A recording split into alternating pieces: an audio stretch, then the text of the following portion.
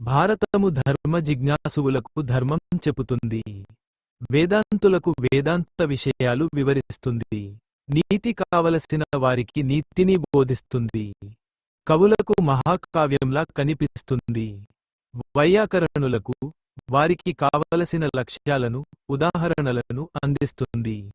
ఇతిహాసవేత్తలకు ఇది ఒక ఇతిహాసంగా కనిపిస్తుంది. పురాణవేత్తలకు ఒక మహాపురాణంగా భాసిస్తుంది. ఎవరికెలా కావాలో అలా ఉపయోగిస్తుంది. ఇన్ని లక్షణాలు భారతంలో ఉన్నాయి.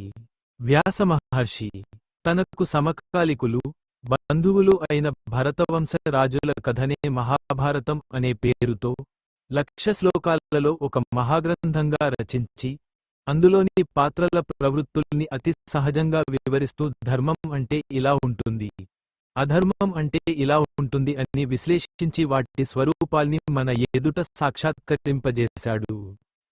అందుకే అది లోకానికి ఉత్తమ ధర్మ బోధకమైన మహాకావ్యం అయింది. వ్యాసుడు తన కావ్య ప్రయోజనాన్ని ఆ విధంగా సాధించుకున్నాడు. వేదో 2 కిలో ధర్మమూలం అని సూక్తి. సమానము వేదము సమస్తము ధర్మానికి మూలమైనది. అలాగే ఈ భారతం కూడా ధర్మమూలమై పంచమవేద అనే ప్రఖ్యాతిని సంపాదించుకుంది.